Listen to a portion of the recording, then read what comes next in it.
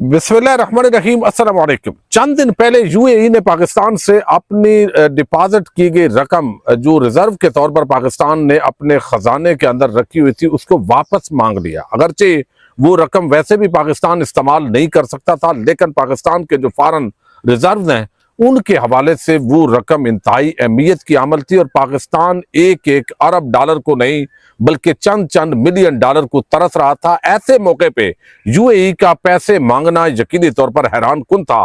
पाकिस्तान के foreign office ने यह तासर दिया कि यह मामूल की कार्रवाई है, चूंकि जो उधार देता है फिर आखिर में वो वापस मांगता भी है।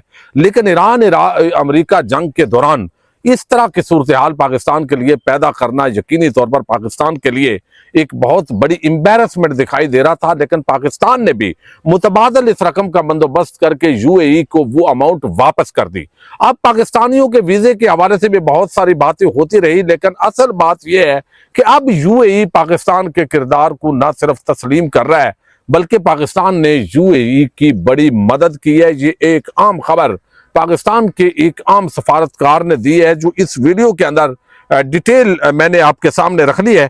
चूंकि हर वीडियो के शुरू में मैं थोड़ा बहुत लोड शेडिंग के हवाले से जरूर जिक्र कर रहा हूं। उसकी वजह यह है कि मैं बुनियादी तौर पर एक किसान घराने से ताल्लुक रखता हूं, फिर एक गांव से ताल्लुक रखता हूं। हमारे आज वजीर बिजली अवैस लगारी साहब जो है उन्होंने पूरी पाकिस्तानी कौम के सामने अभी थोड़ी देर पहले एक नंगा झूठ बोला है। या तो उनको मालूमात नहीं है या फिर ये समझते हैं कि अवाम को ये बड़ी आसानी के साथ बेवकूफ बना सकते हैं। चूंकि उन्होंने कहा जी दिन को जो है वो बिजली नहीं होगी, लोड शेडिंग नहीं होगी, लोड शेडिंग सिर्फ रात को होगी। तो भाई रात को पहली बात तो ये है कि ये देखिए मेरे पीछे ये जिस अंदाज के अंदर गंदम हमारी कटाई होती है, अभी ये जो लड़के यहाँ पे कटाई कर रहे हैं, जब रात को इन्होंने सोना है, पंखा बिजली जब प्रोवाइड नहीं होगी, पानी प्रॉपर नहीं होगा, तो यकीनी तौर पर मुश्किलात होंगी। जो बंदा रात को सो ही नहीं सके, यानी हुकूमत ने इतना तस्लीम कर लिया हमने रात को आपको सोने नहीं देना। जो बड़े आदमी है उनके पास जनरेटर की फैसिलिटी है, यूपीएस मौजूद है, वो 2-4 घंटे निकाल लेते हैं, लेकिन आम आदमी कहां पे जाएगा। तो ये बहरहाल एक हुकूमत की बड़ी नयाली नालायकी है। हम इस पे मुसलसल बात करते रहेंगे और कैपेसिटी चार्जेस कि मद में बिजली दे ना दे, आईपीपीज के जो सेट हैं उनकी तिजोरियां पाकिस्तानी कौम को जरूर भरनी पड़ेंगी। अब इस वक्त मैं आपको बताऊं तो एक अमरीकी जो इस वक्त वजीर जंग है, उन्होंने इस वक्त बहुत ही आम किस्म की एक प्रेस कॉन्फ्रेंस की है और इस प्रेस कॉन्फ्रेंस के अंदर उन्होंने ये तासर दिया है, यानी ऐसे लगता है कि अमेरिका एक तरफ मुज़ाकरात की बात कर रहा है, उसके अंदर पाकिस्तान के फील्ड मार्शल और बाकी अहबाब जो है वो इंगेज हैं, फॉरेन ऑफिस इंगेज है, वजीर आजम अपने तौर पर लगे हुए हैं, शहबाज शरीफ। लेकिन दूसरी तरफ अमेरिका धमकियां भी दे रहा है। यानी अब यहां पे बुनियादी तौर पर अमेरिका को याद रखिए फेस सेविंग चाहिए। ट्रंप इस तरह का तासर नहीं देना चाहते कि वो यहां से जंग हार के गए हैं या वो बिल्कुल नाकामी से दो चार हुए हैं। वो ऐसे ही जाना चाहेगा कि वो फातिह हूं। अब अवाम के अंदर उसने पजीराई लेनी है। तो यहां पे जो दूसरा मामला है जो ईरान है, उसके लिए भी पोजीशन सेम है। यानी ईरान कोई ऐसा कंप्रोमाइज करे जो कौमी सलामती और ईरान की अवाम के वकार के खिलाफ हो, तो फिर ईरान की जो हुकूमत है उसको भी बड़ी अवामी मुजाहमत का सामना करना पड़ेगा। तो अब दोनों की विन विन पोजीशन बनानी है और ये काम इस वक्त पाकिस्तान के जो ऑफिशियल्स हैं वो करने के अंदर मशगूल हैं कि कुछ इधर की मानो कुछ उधर की, ताकि सेफ एग्जिट मिले। इस वक्त यूरोप, जनूबी एशिया, मशरक़ वुस्ता वो अंधेरे में डूबता जा रहा है और मजीद अगर ईरान की एनर्जी पर जो यहाँ पे पावर के स्टेशन है वहां अगर अटैक किया जाता है तो फिर उन्होंने कहा है कि हम पूरे मिडल ईस्ट यानी UAE, Saudi Arabia, Bahrain, Qatar, Kuwait और इसी तरह जो है ओमान, हम वहां पे निशाना बनाएंगे। और वहां पे निशाना बनाएंगे तो इसका मतलब है कि अल्टीमेटली नुकसान तो सारा इस मशरक़ वुस्ता का और अरब ममालक का और इन खलीजी ममालक का होगा। तो मुसलमान रियासतों का ही नुकसान होगा और यही तो पूरी पॉलिसी है जिसको समझने की जरूरत है। इस वक्त जो अमेरिकी जनरल है उन्होंने कहा कि जंगी वक्फे के बावजूद अमेरिकी मुश्तरका अफवाज मुकम्मल तौर पर तैयार है और किसी भी वक्त फौरी तौर पर बड़ी फौजी कार्रवाई दोबारा शुरू कर सकती है। अच्छा, अब उन्होंने कहा कि जो अमेरिकी वजीर दिफा है पेट बेग्सेट, ये वजीर जंग है, उन्होंने कहा कि ईरान को दो टोक पैगाम देते हैं कि या तो खुशहाल मुस्तकबिल और मुआहदे का रास्ता इख्तियार करे, वरना नाकाबंदी जारी रहेगी और जरूरत पड़ने पर इंफ्रास्ट्रक्चर और तवानाई तनसीबात पर हमले भी किए जा सकते हैं, जबकि अमेरिका ने ऑपरेशन इकोनॉमिक फ्यूरी के तहत मुआशी दबाव मजीद बढ़ाने का ऐलान किया है। अब ये समझते हैं कि साथ साथ तड़ियां भी जारी रहें, और फिर उन्होंने कहा कि हमें ईरानी फौज और पासदारान इनकलाब की नकलो हरकत और अस्करी असासों की मुकम्मल मालूमात हैं। आबनाए हुर्मत कशीदगी अमरीकी नाकाबंदी से जो टैंकर हैं वो इस वक्त फंसे हुए हैं। अमरीका का वजीर जंग फिर धमकियां देके ईरान के अंदर इश्तियाल पैदा कर रहा है।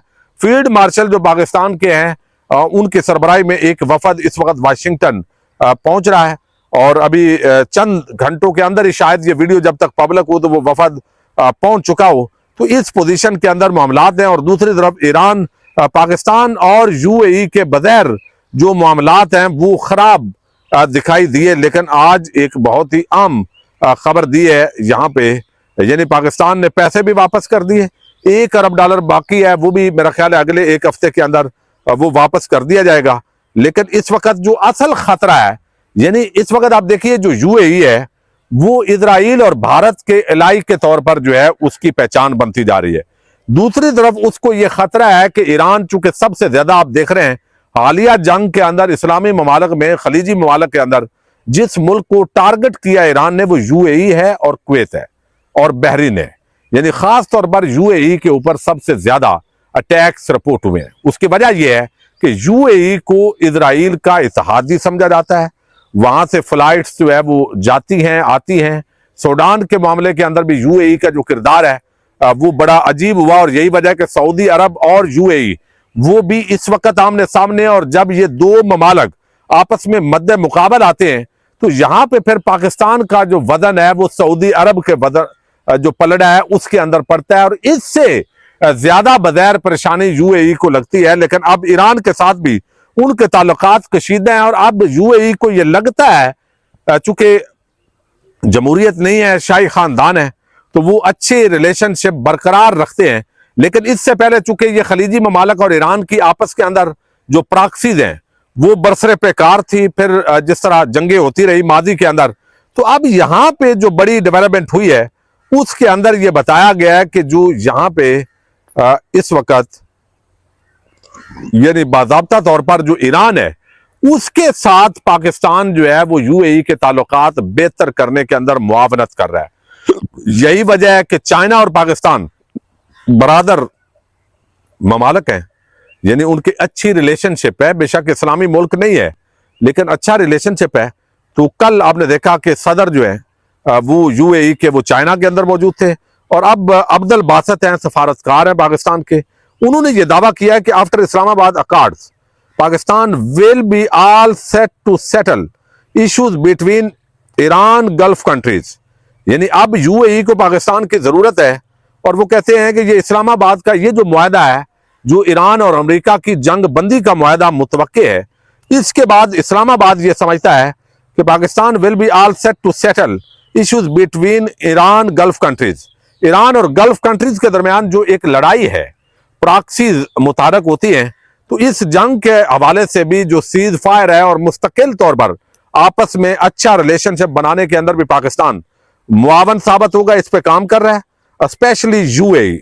और फिर telephone between UAE vice president और जो स्पीकर हैं ईरान के यस्टरडे वाज एज पर ये crescent institute was arrange by Pakistan, यानी इस आम क्रूशल स्टेट पर यानी इस तरह के हालात के अंदर यूएई और जो ईरान के आला हुकाम है, यानी वाइस प्रेसिडेंट है यूएई के और स्पीकर हैं ईरान के, उन दोनों के दरमियान जो राबता है वो पाकिस्तान ने करवाया है ताकि वो डरे नहीं, घबराए नहीं ईरान की तरफ से बाद में जो मुआहदा होगा, और उसके बाद क्या ईरान यूएई के लिए या अरब खलीजी ममालिक के लिए खतरा बन जाएगा।